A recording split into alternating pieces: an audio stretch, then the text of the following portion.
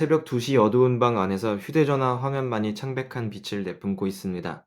읽음 표시가 떴는데 답장이 오지 않는 그 짧은 침묵 속에서 심장이 조여오는 경험을 누구나 한 번쯤 해봤을 겁니다.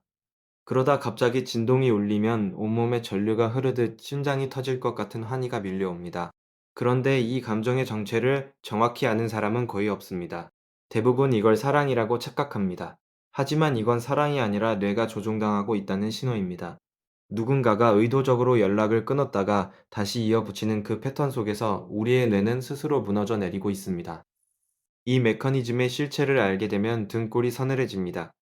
심리학에서는 이 현상을 간헐적 강화라는 이름으로 부릅니다.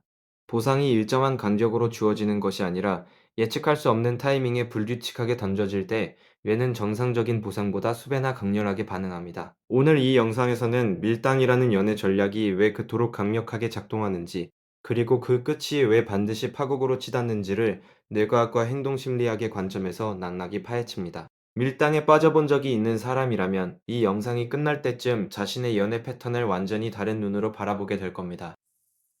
누군가를 미치도록 그리워했던 그 밤들이 사실은 사랑이 아니라 중독이었다는 사실을 마주하게 됩니다. 그리고 그 중독의 구조를 이해하는 순간 비로소 건강한 관계가 무엇인지 보이기 시작합니다. 지금부터 밀당이라는 달콤한 독약의 성분표를 한 줄 한 줄 읽어보겠습니다. 이 이야기는 단순한 연애 조언이 아니라 우리의 뇌가 어떻게 감정에 속아 넘어가는지를 보여주는 심리 해부학입니다. 당장 연애 중이 아니더라도 인간관계의 본질을 이해하는 데 결정적인 단서가 될 겁니다. 자, 그러면 밀당의 첫 번째 톱니바퀴부터 들여다보겠습니다. 그 톱니바퀴의 이름은 바로 불확실성입니다. 1938년 미국의 심리학자 버러스 스키너는 실험 상자 안에 비둘기 한 마리를 넣고 단순한 실험을 시작했습니다. 버튼을 누르면 먹이가 나오는 구조였는데 처음에는 버튼을 누를 때마다 매번 먹이가 떨어졌습니다. 비둘기는 배가 고플 때만 버튼을 눌렀고 배가 부르면 관심을 끊었습니다. 규칙적인 보상은 뇌에 안정감을 주었고 비둘기의 행동은 합리적이었습니다. 그런데 스키너가 규칙을 바꾸는 순간 모든 것이 달라졌습니다. 버튼을 눌러도 먹이가 나올 때도 있고 나오지 않을 때도 있게 만든 겁니다. 그러자 비둘기는 미친 듯이 버튼을 쪼기 시작했습니다. 배가 부른 상태에서도 멈추지 않았고 먹이가 나오지 않아도 더 격렬하게 버튼을 두드렸습니다. 이것이 바로 간헐적 강화의 원형입니다. 보상의 불확실성이 오히려 행동을 폭발적으로 증가시킨다는 발견이었습니다. 이 원리는 도박 산업의 핵심 설계 원리와 정확히 일치합니다. 카지노의 슬롯머신이 매번 돈을 주지 않는 이유가 바로 여기에 있습니다. 가끔 터지는 보상이 뇌의 도파민 회로를 자극하여 한 번 더 한 번 더를 외치게 만드는 겁니다. 밀당을 하는 사람은 의식적이든 무의식적이든 바로 이 슬롯머신의 설계자와 같은 역할을 합니다. 연락을 끊었다가 불쑥 다정한 메시지를 보내는 행위는 레버를 당길 때마다 결과가 달라지는 슬롯머신과 구조적으로 동일합니다. 상대방의 뇌에서는 도파민이 폭발적으로 분비되고 그 쾌감을 다시 느끼기 위해 끊임없이 상대의 관심을 구걸하게 됩니다. 이 과정에서 자존감은 바닥을 치고 불안은 하늘을 찌르지만 본인은 이 감정을 사랑의 강렬함으로 오인합니다. 가슴이 뛰는 이유가 설렘이 아니라 불안이라는 사실을 깨닫지 못하는 겁니다. 그래서 밀당에 빠진 사람일수록 나는 지금 사랑에 빠져 있다고 확신합니다. 여기서 한 겹 더 깊이 들어가면 뇌의 보상회로 자체가 변형되는 현상이 나타납니다. 신경과학에서는 도파민이 실제 보상보다 보상에 대한 기대감에서 더 많이 분비된다는 사실을 밝혀냈습니다. 다시 말해, 상대에게서 연락이 온 그 순간보다 혹시 연락이 올까 하고 기다리는 그 시간 동안 뇌가 더 강하게 반응한다는 뜻입니다. 밀당의 공백 구간이 바로 이 기대감의 극대화 구간입니다. 읽심을 당한 뒤 휴대전화를 수십 번 확인하는 행위는 슬롯 머신의 레버를 반복적으로 당기는 것과 신경학적으로 같은 경로를 탑니다. 이 상태가 반복되면 뇌의 보상 기준점 자체가 올라가 버립니다. 처음에는 상대의 작은 관심에도 크게 기뻐했지만 점차 더 강렬한 자극이 아니면 만족하지 못하는 뇌가 만들어집니다.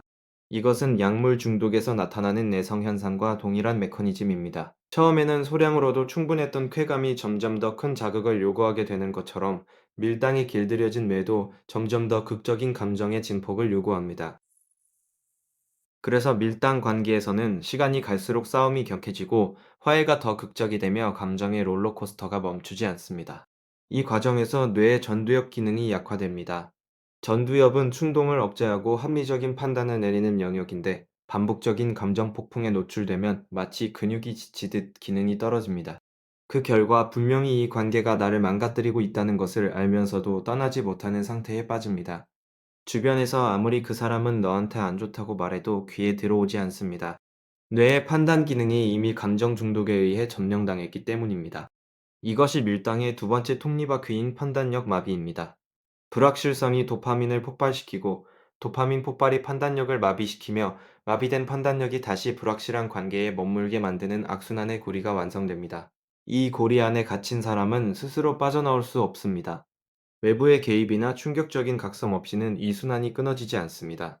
실제 상담 현장에서 밀당 관계를 경험한 사람들의 증언은 놀라울 정도로 유사합니다.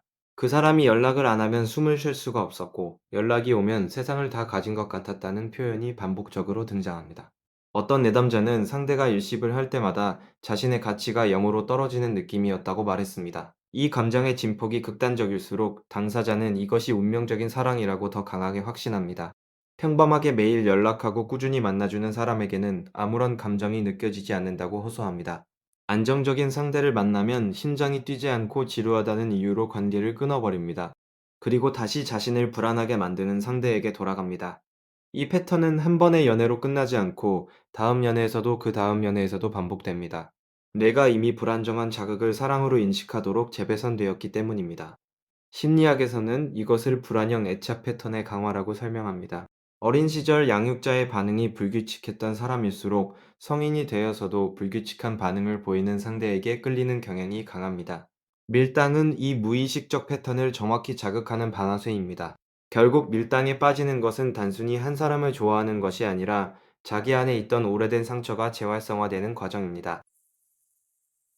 상대를 향한 집착이라고 믿었던 감정의 실체는 자신의 존재 가치를 확인받고 싶은 절박한 갈증이었습니다.